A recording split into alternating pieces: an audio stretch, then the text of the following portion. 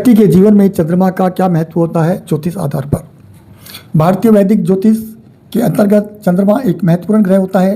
यह व्यक्ति के जन्म से लेकर विवाह और अंत जन्म मृत्यु तक के क्षेत्रों की जानकारी के बारे में कुंडली में चंद्रमा की स्थिति का अध्ययन करना जरूरी माना जाता है। यदि किसी व्यक्ति के जन्म के समय चंद्रमा जिस नक्षत्र में स्थित है उसी नक्षत्र को उस व्यक्ति का जन्म नक्षत्र कहते हैं। इस नक्षत्र से ही उसके जीवन के कई रहस्य जुड़े होते हैं। किसी व्यक्ति का नाम भी जन्म के नक्षत्र के आधार पर रखते हैं। व्यक्ति के भविष्य फल भी जन्म के समय की जन्म राशि के द्वारा बनाई जाती है। जन्म के समय चंद्रमा जिस राशि में हो उस व्यक्ति की वही चंद्र राशि होती है। विवाह के समय वर वधू की कुंडली मिलान की चंद्रमा की स्थिति के आधार पर ही की जाती है। विश्वती दशा की व्यक्ति की कुंडली भी चंद्रमा की स्थिति के आधार पर देखते हैं।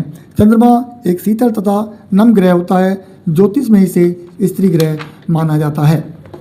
चंद्रमा कुंडली के आधार पर माता तथा मन के कारक को माना जाता है। चिकित्सा, जनसंपर्क, होटल व्यवसाय, ऐश्वर्य से जुड़े पानी से संबंधित कार्य, इन कार्यों में व्यवसाय के लिए यह कारक ग्रह होते हैं। चंद्रमा वृष राशि में उच्च का ग्रह माना जाता है क्योंकि यह अधिक बलशाली होता है। यदि चंद्रमा कर्क राशि में है तो अधिक बलवान होता है। इनको बिना प्रयास किए ही सुख सुविधा मिल जाती है। चंद्रमा मन व भावनाओं पर नियंत्रित होता है। ऐसे व्यक्ति चंचल व संवेदनशील होते हैं। चंद्रमा की विशेष शुभ स्थिति से व्यक्ति ज्योतिषी तथा आध्यात्मिक रूप से व्यक्ति अधिक शक्तिशाली होता है। मनुष्य के शरीर में कफ प्रवृत्ति तथा जल तत्व की राशि होती है। यदि चंद्रमा कुंडली में बलहीन या कमजोर स्थिति में होता है तो मानसिक शांति पर विपरीत प्रभाव पड़ता है। चंद्रमा वृश्चिक राशि में स्थित होकर बलहीन होता है। चंद्रमा जिस भाव में बैठा है वहाँ से 7वें भाव को पूर्ण दृष्टि से दिखता है। यदि लगन भाव में चंद्रमा की पूर्ण दृष्टि है तो व्यक्ति भाग्य से धनवान होता है। स्त्री वर्ग से विशेष संबंध रखने वाले ये व्यक्ति होते हैं। व्यवसाय करने वाला होता है।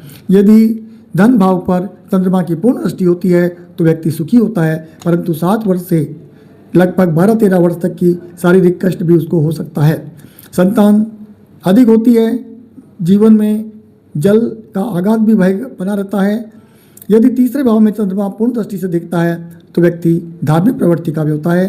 शादी होने के बाद व्यक्ति अधिक पराक्रमी होता है। व्यक्ति के बहन अधिक होती है तथा भाई कम होती है तथा मिलनसार व्यक्ति होता है। यदि चतुर्थ भाव पर चंद्रमा की स्थिति पूर्ण रूप से रहती है तो 25 वर्ष की आयु में थोड़ा कष्ट होता है। भूमि से संबंधित लाभ मिल जाता है। माता से स्नेह रहता है। खेती व्यवसाय में अधिक लाभ कमाता है। राज्य से भी सम्मान प्राप्त होता है। वाहन तथा सुख होता है। शुक्र की अच्छी स्थिति होने से बड़े बड़े वाहन का योग भी बन जाता है। यदि पंचम भाव को चंद्रमा पूर्ण दृष्टि से देखता है तो पहली संतान पुत्र होता है। यदि उच्च के चंद्र की दृष्टि है तो पहली संतान कन्या होती है। यदि मंगल व सूर्य की दृष्टि है तो पहली संतान का गर्भपात निश्चित रूप से होता है। यदि छठे भाव में चंद्रमा पूर्ण दृष्टि से देखता है तो व्यक्ति रोगी होता है। गुप्त रोगों से पीड़ित रहता है। शांत स्वभाव के कारण शत्रुओं को से पीड़ा रहती है। यदि सप्तम भाव पर चंद्रमा की पूर्ण दृष्टि होती है तो व्यक्ति का जीवन साथी सुंदर होता है। उसे पूर्ण सुख प्राप्त होता है। सत्य बोलने वाला भी होता है। यदि अष्टम भाव पर चंद्रमा पूर्ण दृष्टि से देखता है तो जातक की मृत्यु जल्द से मृत्यु योग तक होता है। पिता के धन का व्यक्ति नाश करता है। नेत्र पीड़ा हो सकती है। यदि अष्टम भाव पर चंद्रमा की पूर्ण दृष्टि है तो अधिक शुभ फल प्राप्त करने वाला व्यक्ति होता है। धर्म के क्षेत्र में योगदान भी रहता है। यदि तथा बुद्धिमान भी होता है। भाई के सुख से वंचित रहता है। यदि 10वें भाव में चंद्रमा की पूर्ण रूप से दृष्टि होती है तो व्यक्ति का स्वभाव थोड़ा चिड़चिड़ापन होता है। पशु व्यवसाय का लाभ मिल जाता है। धर्म परिवर्तन में भी उसे मिल सकता है ऐसा काम।